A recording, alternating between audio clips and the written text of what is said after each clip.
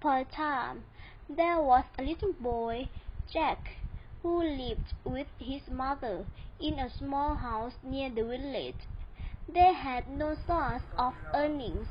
They had sold everything to buy a living. All they were left with was a cow, who gave them milk. They were so poor that many times Jack and his mother slept on an empty stomach. Jack used to milk the cow every morning, but the cow had to be fed on fodder to give milk, and they had no money. So Jack's mother thought of something. She went to Jack and told him to sell their only cow. All right, mother. Jack went to the market to sell the cow, and on the way, he met a funny-looking old man. Good morning, Jack. Good morning. Where are you taking this cow, little boy? I am going to the market to sell this cow. Oh, Jack, you don't have to go too far for it. Give me the cow. I will buy it. What will you give me in return for my cow? I have a special deal for such a good boy like you. And what is that? I will give you my 5 magic beans. The beans don't look like the usual one. The beans looked exceptionally red. They were huge, bigger than any other normal beans. What will I do with this? I don't want these beans. They are not the normal beans, little boy. Magical, really? How do they work? They are so magical. By morning they grow right up to the sky. Jack was convinced. He traded the cow for the beans because they were magical. Now they are all yours.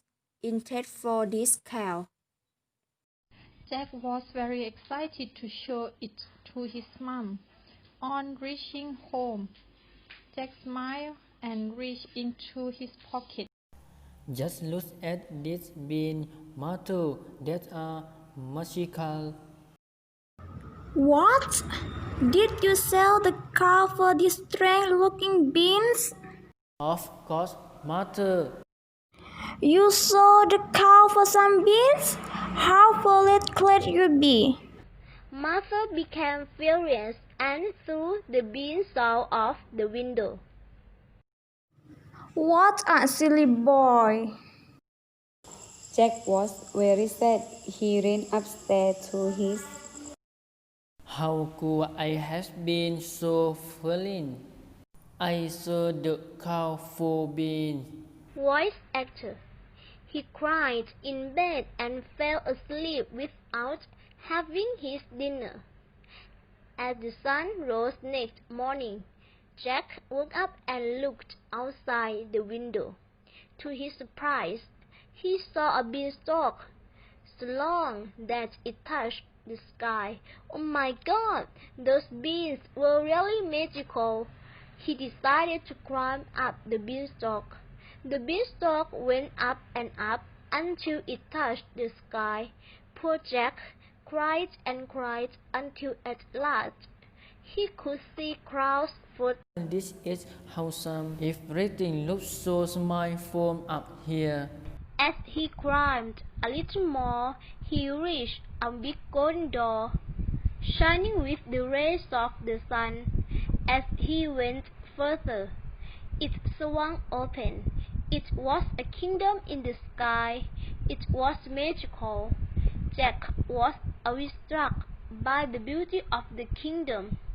As he entered the kingdom, he saw fearsome giant men sleeping on a chair. Jack was very hungry after climbing the beanstalk, so he went inside, slowly finding his way to the kitchen. He saw some fresh fruit and milk in the kitchen. Just as he went near to grab them, he heard a loud noise. What is that now? Jack was terrified. He ran to hide inside a small hole. Food, feed, food, feed. I smell the blood of an Englishman. Be he alive or be he dead, I'll find him and eat him. There's nothing better than a human boiled on toast. Delicious. The giant could not find any human. He took out his sack of gold coins, counted them, and kept them aside on the table. Then he went to sleep. Jack slowly crept out of his hiding place and decided to take the sack of gold coins, thinking that Mother would no more be upset with him. Voice actor. He slid down the beanstalk with the gold sack. He went home and gave the coins to his mother. A sack of gold? Where did you get this from? Jack narrated the whole story to his mother. His mother was very happy that they had got gold and her son was back alive. A few days later, Jack climbed the beanstalk again. Up he went and reached the giant house. Once again, Jack saw the giant sleeping, but this time he was snoring. The snow was so loud that he had to rush in some hole to save his ear. The giant woke up. Jack leaped up in fright and hid himself under the bed. Food, feed, food, feed. I smell the blood of an Englishman. Be he alive or be he dead, there's nothing better than a human boiled on toast. Delicious.